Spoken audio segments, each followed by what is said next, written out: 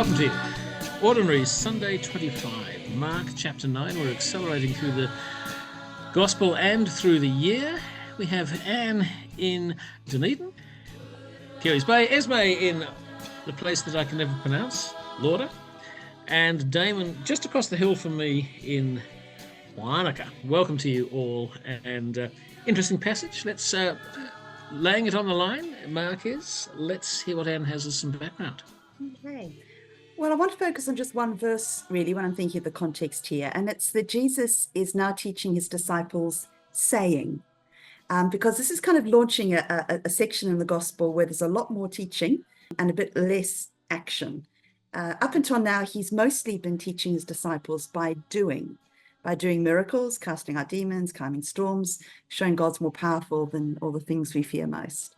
By healings, God caring about the completely earthly hurts and pains and sufferings of the least important people. Actions, eating with outcasts, feeding the hungry, all saying that it's on the edges, really, that God lives and works. And this culminated, of course, in him asking his disciples if all this had sunk in. Did they get it? And for a moment, Peter gets it right and says, "You're the Messiah." And then Peter gets it wrong because he thinks Messiah equals importance, glory, all that stuff. So what Jesus does at that point, just before the transfiguration, and then now in the reading we have, is to say that's not what it's about. It's about service, it's about humbling oneself, about welcoming the ones that others think are unimportant, despite the transfiguration happening in the middle. And that's what he needs them to understand in these last chapters, and that's what we get in today's reading. Thank you for that. So we're having to shift our focus as to where the Messiah is going to be. Damon, what do you find challenging? There's always a lot to find challenging in any of these readings. But for me in particular, it was that verse where Mark tells us that the disciples didn't understand what Jesus was saying, and they were afraid to ask him. And it makes me wonder, well, why were they afraid to ask? I've got one child still left at high school. He's in the midst of mock exams at the moment. And whenever he comes home and he says that he's struggling with an aspect of his schoolwork, I will say to him, have you asked your teacher about it, or something similar, or a classmate? And here we have, in the context of this particular passage, Jesus, the teacher, teaching his disciples, and once again, they don't get it, and they were afraid to ask. And it makes me wonder, as I mentioned, why were they afraid to ask? Was it because they didn't want to appear silly or stupid? Was it because they didn't want to upset Jesus? Was it because they didn't want to make him angry?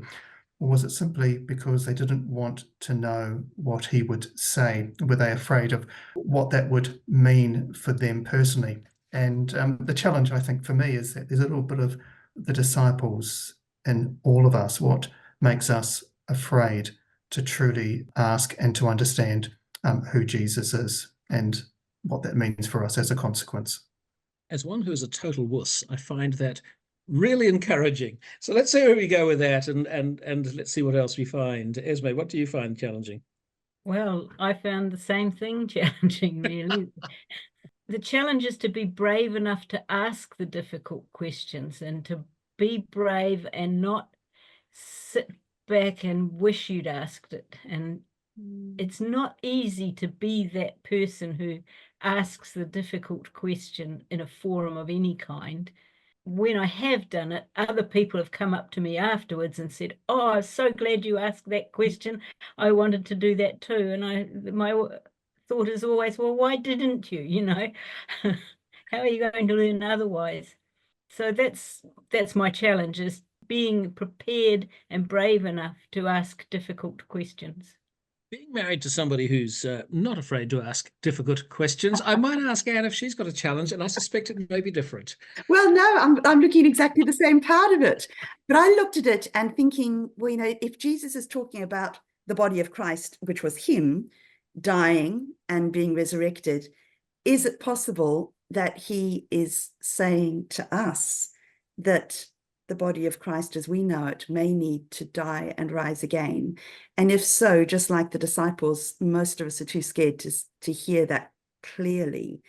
And you could say, well, why, if we believe in a God of creation, recreation, of resurrection, are we scared to think that our construction of church as we know it may need to die to rise again? And is it, linking this now to the next bit of the reading, is it because we're still with the disciples arguing about who's the greatest? Are we scared that we may find that actually no one cares what we say as a church anymore, that we're not really that important? Are we scared that we may find that we end up on the fringes as unimportant and powerless as a nameless child? And that is scary, because the pain involved would be real, as taking up a cross was. But maybe that's the path back after a very long time to the unimportant place on the fringes that Jesus tells us to be. That's pretty challenging. That is indeed challenging, and yeah, very topical for the Western Church at this time. So let's see if we can unpack some of that and find some good news. And Esme, where do you look for good news here? Well, the good news for me is that even if we are as innocent and unknowing as a child, Jesus will always welcome us back. And that if we do want to ask the difficult question, or need to, that Jesus will stand with us while we do that. And I think I hear you saying it's worth taking the risk of asking the difficult question because he still welcomes. Yes. And I find that deeply encouraging. Let's see what Anne finds in terms of good news. I think I got into a bit of a rush on this reading. I had the same sorts of thoughts going through my head. And although I just talked about the pain and the challenge, I actually also think that there's good news in this being put on the fringes. I think in many ways it's inevitable that the church has absorbed society's conviction that the main purpose of our lives is to be our best selves, to live up to our full potential. And perhaps as a church, it drives us to believe that despite everything that's changed around us in society, the church has a responsibility to be important and admired, and that our success and glory is the true mark of successful discipleship. And for one thing, that's a massive weight to be carrying that alone could explain an awful lot of burnout. But for another, readings like this tell us we're wrong. The good news is that Jesus says that isn't actually what this is about. Let go of the stress of the insatiable demands of popularity. Be content to follow Jesus to the fringes. Be content to be an unimportant servant, because it's in serving the littlest ones on the fringes that we're serving God. Deeply, I think, countercultural. We'll see when we can get back to applying that. But first, Damon, good news for you? I've got a little book by Stephen Cottrell, who, if I'm correct, is the present Archbishop of York, and it's called Do Nothing to Change Your Life. And he tells a delightful story. He was taking an assembly at a school somewhere in England, and a teacher burst into the school staff room full of excitement. She began to tell of what she had just experienced with a group of children. She had been blindfolding them for some reason and then getting them to identify various objects. And there was one little girl, a 6 or 7-year-old, who came forward to be blindfolded. And so the teacher blindfolded her and then asked her, "Can you see?" And the little girl said, "Yes, I can see." And so the teacher thought, "Oh, that's not quite what I wanted." So he readjusted, or she readjusted the blindfold and then asked the question again, "Can you see?"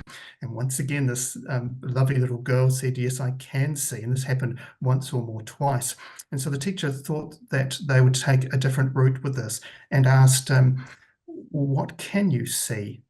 And this young girl said, "Flowers and trees and rivers and mountains." And as Stephen Cottrell said, there she was, this young girl, standing in the dark, and yet she could see everything. And I think the real good news in this particular passage is Jesus takes a little child, places it in the center of the disciples, and more or less says, learn from this one. If you welcome this child, you welcome me, you welcome the one who sent me. Such a powerful analogy. Let's see if we can apply it. And Esme, where the rubber hits the road, so what? Well, the rubber hits the road when you have to ask hard questions. And why do we need to ask them? And it's because we lose opportunities if we don't ask the questions. If the disciples had asked for clarification of the things they didn't understand, where would the conversation have gone? And what more could we have known from them? And what kind of relationship would it have engendered between all of them and with Jesus?